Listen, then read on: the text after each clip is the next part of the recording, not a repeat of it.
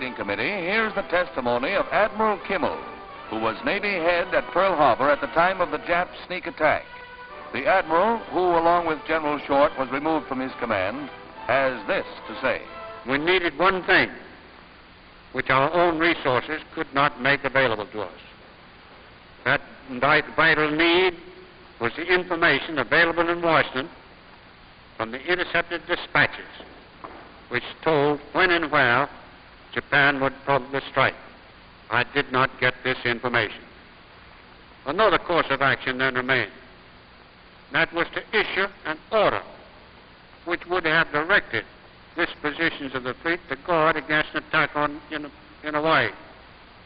The message of June 17, 1940, be on the alert against hostile overseas raid for such an order.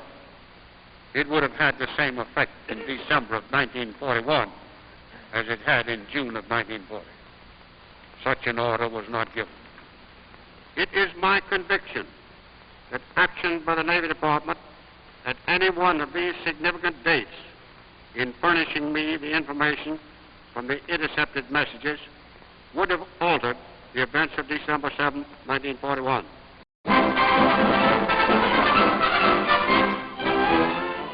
Delegates from all over the world gather in London to open the first assembly of the United Nations organization. Representatives of the peace-loving countries attend a reception prior to the meeting.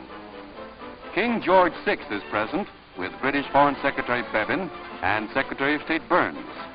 The informal gathering strikes a note of harmonious accord as England's Prime Minister Attlee joins the group.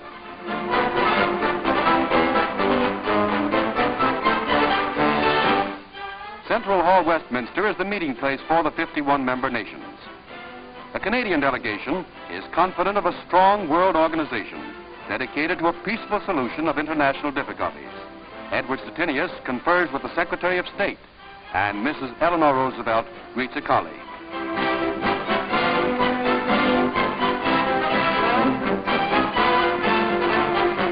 In addition to setting up the Security Council, the Economic and Social Council, and the International Court, one of the most important tasks before the Assembly is the election of its first president. The voting is close, being divided between Paul-Henri Spaak of Belgium, backed by Britain, and Trygve Lie of Norway, supported by Russia and the United States. Monsieur Spaak is elected by 28 votes to 23 and takes the chair. The hopes of a world sickened by the miseries of global war are centered in the policies of this group.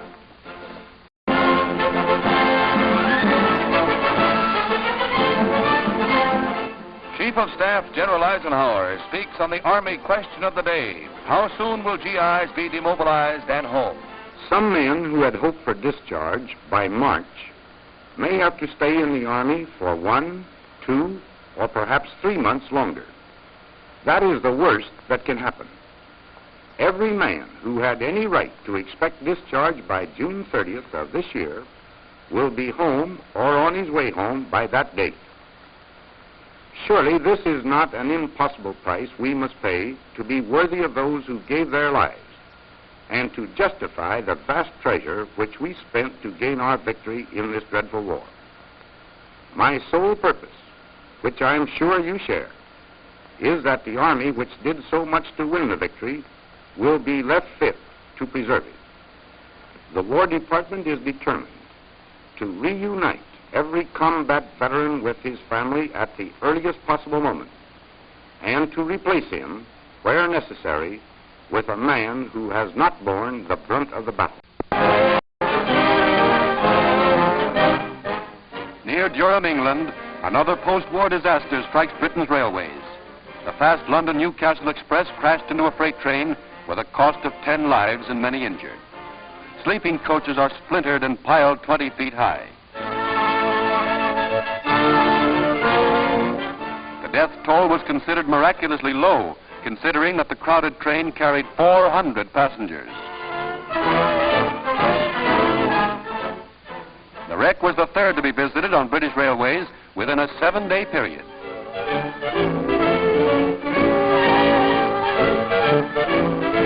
Soldiers join wrecking crews in probing the tangled wreckage. England's fine safety record suffers a grievous blow.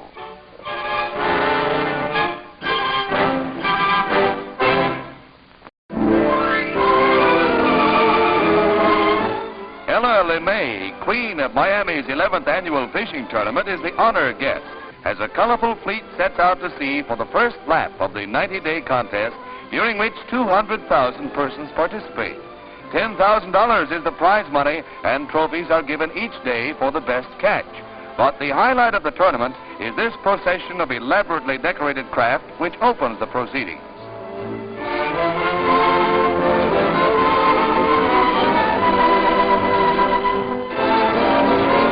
Never pity the poor fish who gets caught in company like this and amidst beauty like this.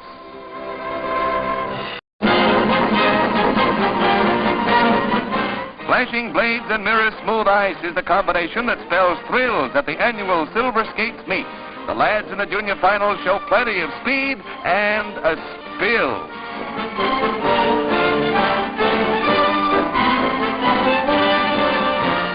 It's a nip and tuck race in the final lap, with Fred Esser holding the edge as he skims along to the finish and goes across to cop the title. Ah, that was nice skating for anybody's ice. Congratulations, champ.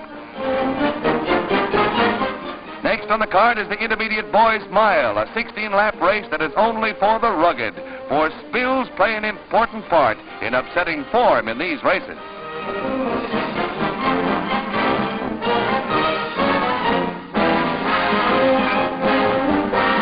Plenty fall by the wayside, and at the halfway mark, the field is thinned out. The pace quickens as they jockey for positions, and if it spills you crave, just watch this. This race is closer than any tonight, with Ray Harrington holding his edge by a whisker. He gets across the finish line a half a stride in front and receives a coveted stroll from General Walter Smith. He has his crown on ice.